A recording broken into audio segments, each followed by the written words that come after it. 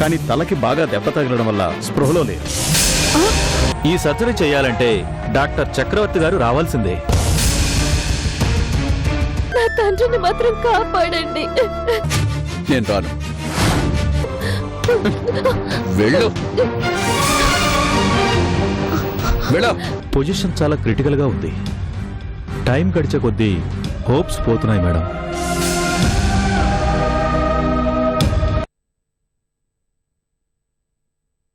అత్తయ్య, నా కూతుర్ని నాకు చూపించరాని తను అడిగితే నీకు మీ నాన్నకి భయపడి ఎన్నోసార్లు తప్పించుకుని వచ్చేశాను. అలాంటిది ఈరోజు ఏ ముఖం పెట్టుకుని అడగమంటావు అమ్మా?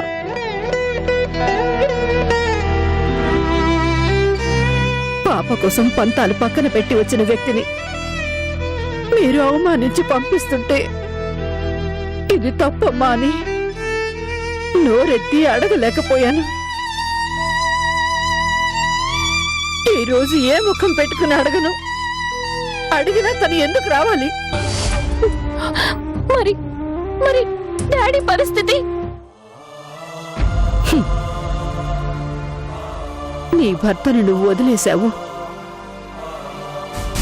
నా భర్త నన్ను వదిలేసిపోతాను.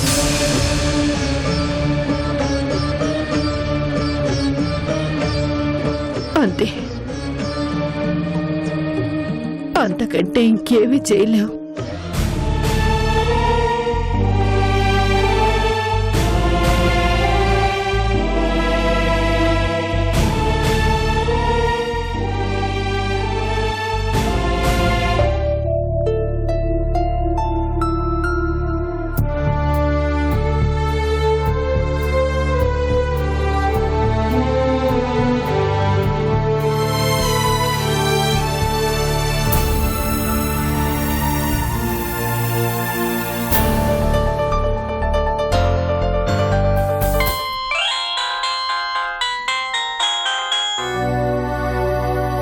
హలో, ఎవరు? పెదనాన్న, నేను ప్రియని వరంగల్ నుంచి ఫోన్ చేస్తున్నాను. ఏంటమ్మా ఈ టైంలో ఫోన్ చేసావు? పెదనాన్న, డాడీకి యాక్సిడెంట్ అయింది పెదనాన్న. యాక్సిడెంటా? ఇప్పుడు ఎలా ఉందమ్మా? చాలా మేజర్ యాక్సిడెంట్ పెదనాన్న. మన హాస్పిటల్ కి తీసుకొచ్చాము. కండిషన్ చాలా సీరియస్ గా ఉంది పెదనాన్న. అవునా? బ్రెయిన్ లో బ్లడ్ క్లాట్ అయిందంట. సర్జరీ చాలా కాంప్లికేటెడ్ అంటున్నారు. ఆ సర్జరీ చెయ్యాలంటే చక్రి ఒక్కరి వల్ల అవుతుంది అని చెప్పారు. నేను వెళ్ళి పిలిచినా తను రానంటే రానని చెప్తున్నాడు పెదనాన్న. చక్రి అలా అన్నాడా? అవును పెదనాన్న, నాకు చాలా భయంగా ఉంది. లేట్ అయ్యే కొద్దీ చాలా ప్రమాదం అని అంటున్నారు. కాస్త మీరైనా చెప్పండి పెదనాన్న. నువ్వేం కంగారు పడకమ్మా, నేను వెంటనే బయలుదేరి వస్తున్నాను.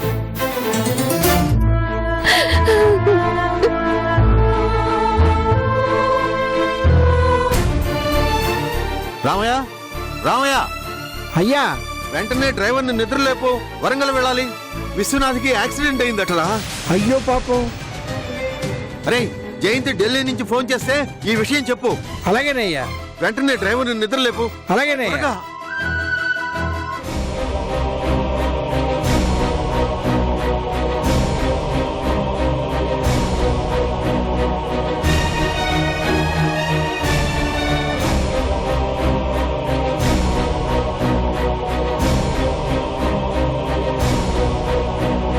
రాము, స్పీడ్గా పోనీ. అలాగే సార్. అవును, మనం ఎంతసేపట్లో చేరుకోగలం? మామూలుగా అయితే డే టైంలో అయితే 2.5 గంటల్లో వెళ్ళిపోవచ్చు సార్. ఇప్పుడు అంత ట్రాఫిక్ ఉండదు కాబట్టి గంటన్నరలో అయితే వెళ్ళిపోవచ్చు సార్. వీలైనంత స్పీడ్గా జాగ్రత్తగా పోనీ. అలాగే సార్.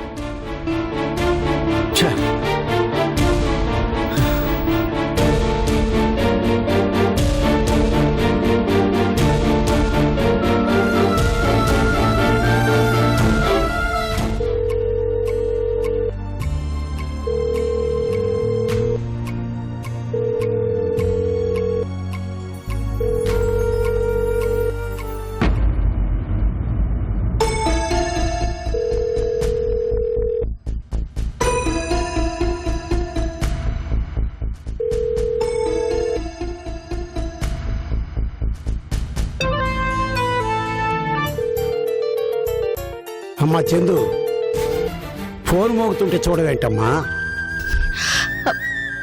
హలో తాతయ్య. అమ్మా చందు, ఏమైందమ్మా? ఎలా ఉంది నా తమ్ముడికి? చాలా సీరియస్ గా ఉందంటున్నారు తాతయ్య. యాక్సిడెంట్ లో తలకి బాగా పెద్ద దెబ్బ తగిలిందంటున్నారు. అంత పెద్ద యాక్సిడెంట్ ఎలా జరిగిందమ్మా? వాడికి ఎక్కడ లేని అహంకారం, మితిమీరిన ఆత్మవిశ్వాసం. తనంత పర్ఫెక్ట్ ఎవరూ లేరనుకుంటాడు. అదే కొంప ముంచింది. అవును, మీరు హాస్పిటల్కి వెళ్ళారా లేదా? లేదు తాతయ్య, వెళ్ళలేదు. ఏమా? ఇలాంటి సమయంలోనే కదా అందరూ ఉండాలి. అందరూ ఉండడం వేరు, చక్రవర్తి గారు ఉండడం వేరు తాతయ్య. ఇప్పుడు ఈయన అవసరం అక్కడ చాలా ఉంది. ఈయన వెళ్ళి ఆపరేషన్ చేస్తేనే బతుకుతారని అక్కడ డాక్టర్స్ చెప్తున్నారు. ప్రియ గారు వచ్చి బతిమాలినా ఈయన కదలలేదు తాతయ్య. నిజమా? నిజంగా ప్రియచ్చి బతిమలాడిందా? బతిమాలడం ఏంటి తాతయ్య, ఏకంగా కాళ్ళ మీదే పడింది. ఎంత ఏడ్చిందో తెలుసా? చేసిన ప్రతి తప్పుకు చెంపలు వేసుకుంది. అయినా ఈయన మనసు కరగలేదు. ఇంత సాడిస్ట్ లా మారతారని అస్సలు అనుకోలేదు తాతయ్య.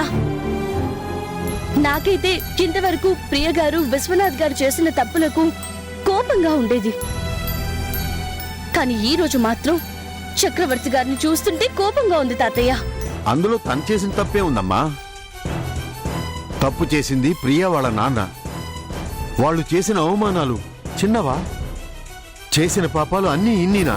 ఏదేమైనా అవతల మనిషి ప్రాణం పోతుంది అంటే మనలో కదలిక అనేది లేకపోతే ఎలా తాతయ్య? మనిషికి మానవత్వం అనేది ఉండాలి.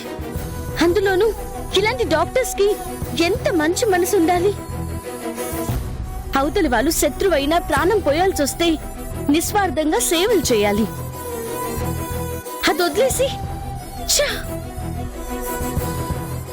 నాకు మాత్రం చాలా కోపంగా ఉంది తాతయ్య. ఇందులో ఎవరిని నిందించలేం తల్లి.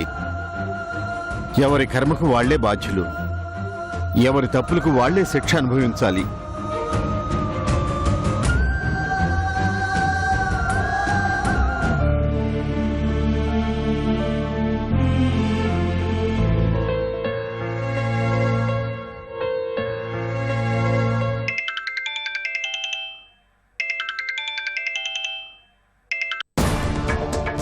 హలో, చెప్పు వినోద్. సార్, విశ్వనాథ్ గారికి యాక్సిడెంట్ అయింది.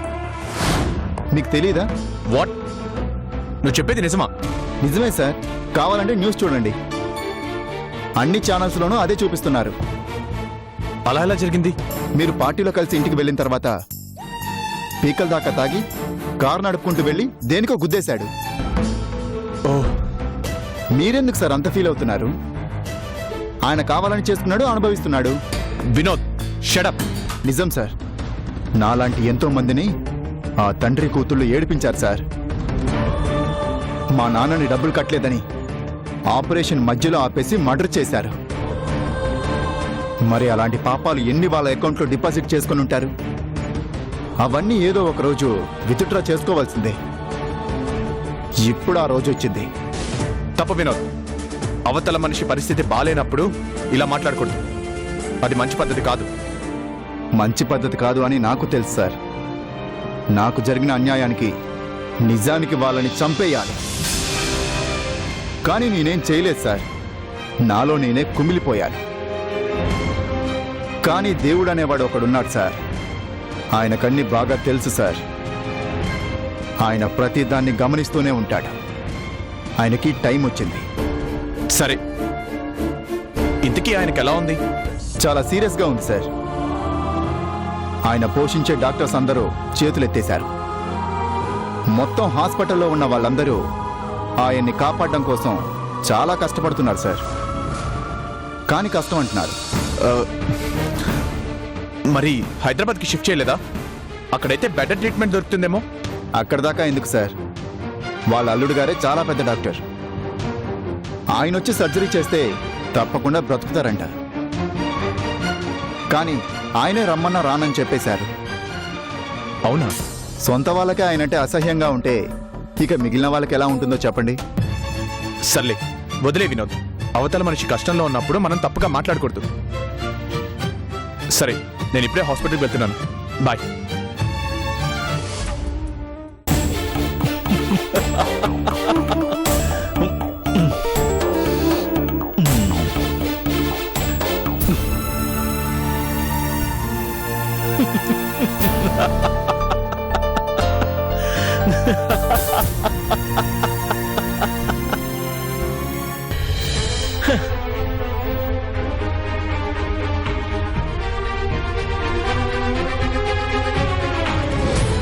ఇది ప్రైవేట్ హాస్పిటల్.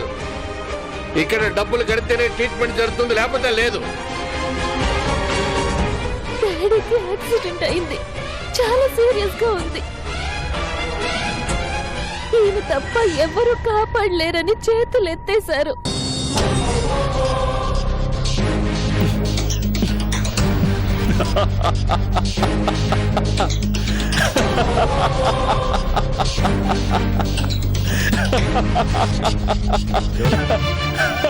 ఏంటమ్మా ఈయన?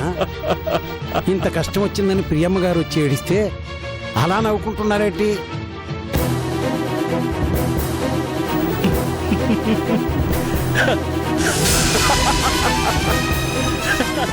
అసలు నేను చూస్తున్నది మన చక్రవర్తి గారినేమా? మనుషులు చచ్చిపోతుంటే నవ్వెలా వస్తుంది ఆయనకి?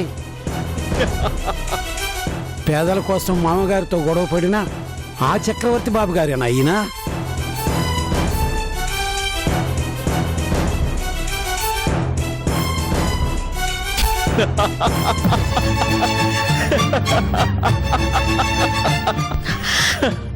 ఎందుకు నవ్వుకుంటున్నారు? అసలు మీకు నవ్వెలా వస్తుంది?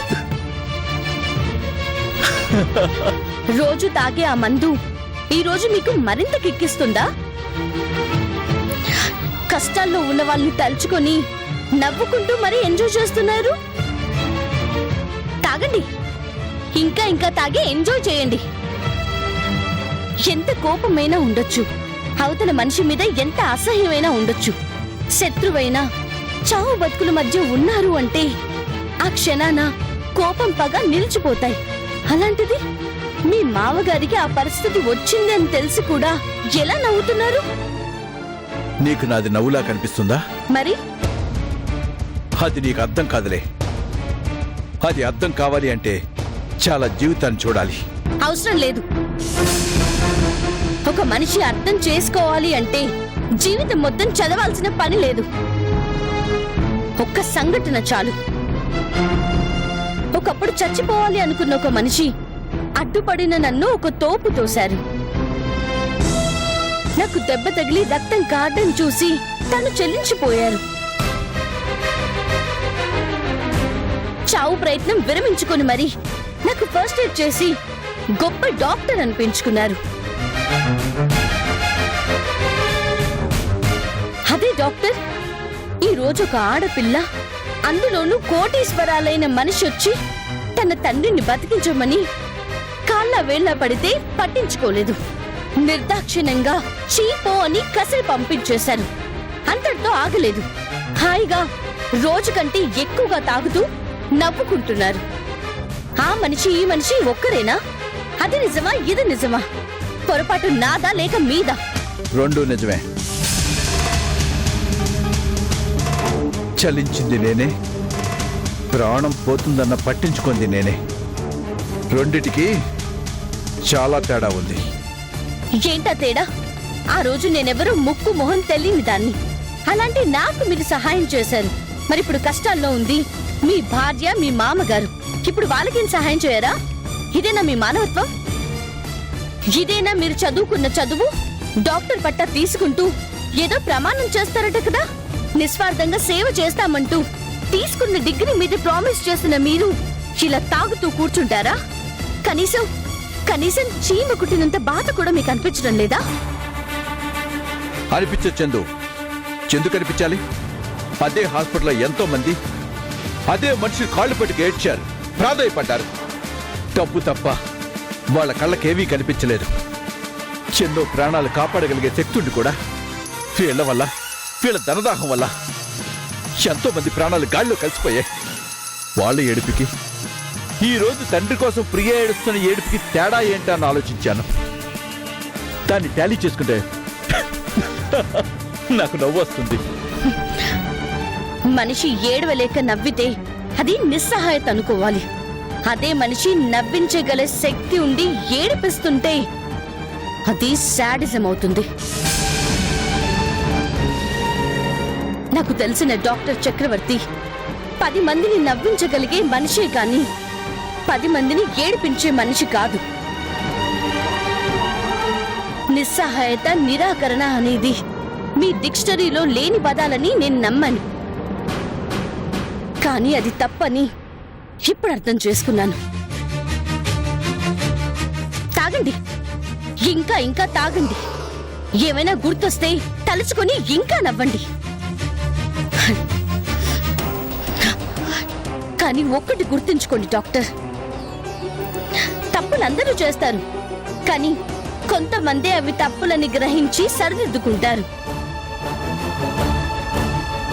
మీరు చేస్తుంది తప్పు అని మీ మనసుకు తెలుసు. ఆలస్యం చేస్తే సరిదిద్దుకునే అవకాశం కూడా ఉండదు. రోగిని ప్రేమించలేని డాక్టర్ కూడా రోగితో సమానమని ఎక్కడో విన్నాను.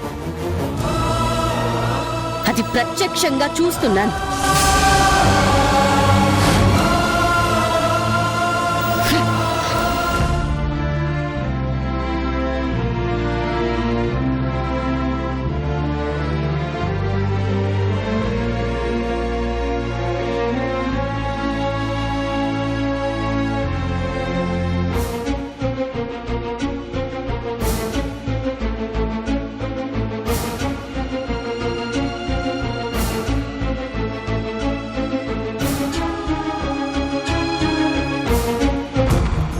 ఎక్స్క్యూజ్ మీ డాక్టర్, విశ్వనాథ్ గారికి ఎలా ఉంది? మీరు నేను ఆయనకి కావాల్సిన మనుషులేండి. కొత్త హాస్పిటల్ కట్టడానికి వచ్చిన కాంట్రాక్టర్ని. చాలా క్రిటికల్ గా ఉంది. మాకైతే ఏ హోప్స్ కనిపించడం లేదు. మరి హైదరాబాద్కి షిఫ్ట్ చేయలేకపోయారా? అక్కడైతే మంచి ట్రీట్మెంట్ దొరికేది కదా. ఈ హాస్పిటలే అయింది. ఇక్కడ లేని ఎక్విప్మెంట్ అంటూ ఏం లేదు సార్. చాలా మంచి డాక్టర్స్ ఉన్నారు. మరి అందరూ ఉండి ఆయన సేవ్ చేయలేరా? తలకి చాలా పెద్ద దెబ్బ తగిలింది. అసలు స్పాట్ డెడ్ కావాల్సిన మనిషి ఎలా బతికి బయటపడ్డారో మాకే ఆశ్చర్యంగా ఉంది. న్యూరో సర్జన్స్ 2 వచ్చారు. వాళ్లే చేతులు ఎత్తేశారు. ఎక్కడికి షిఫ్ట్ చేయాలన్నా, ఎవరిని పిలిపించాలన్నా టైం లేదు. ఉంది ఒకే ఒక ఆప్షన్. ఏంటది? ఆయన అల్లుడు చక్రవర్తి గారే రిస్క్ తీసుకొని సర్జరీ చేయాలి. ఆయనకి ఈయనకి మధ్య ఏవో గొడవలు నడుస్తున్నాయి. మరి ఆయనకి ఇన్ఫార్మ్ చేశారా? చక్రవర్తి గారు చాలా మంచి ఆయన కదా. ఈ విషయం తెలిస్తే ఎన్ని గొడవలున్నా ఆయన తప్పకుండా వస్తారు. ఆ ప్రయత్నం కూడా చేయడం అయింది సార్.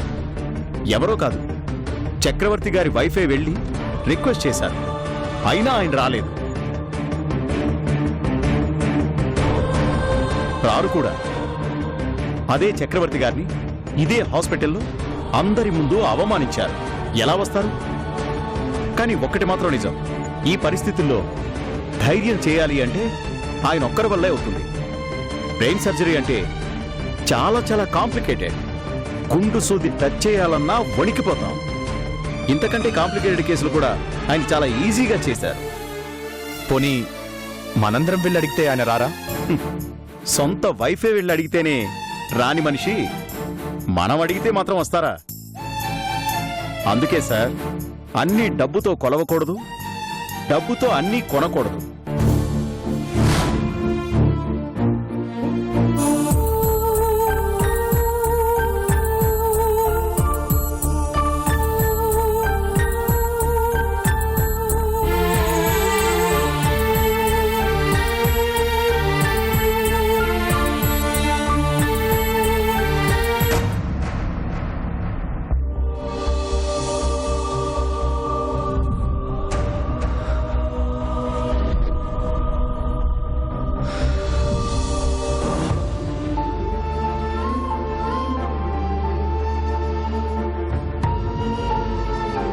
అమ్మా, మీరేం దిగులు పడకండి. దేవుడు రక్షించి ఇక్కడి దాకా తీసుకొచ్చాడు అంటే ఏదో మిరాకిల్ చేస్తాడు. ఏం చేస్తాడయ్యా? చెయ్యాల్సిందంతా ఈ మనిషే చేతులారా చేసుకున్నాడు.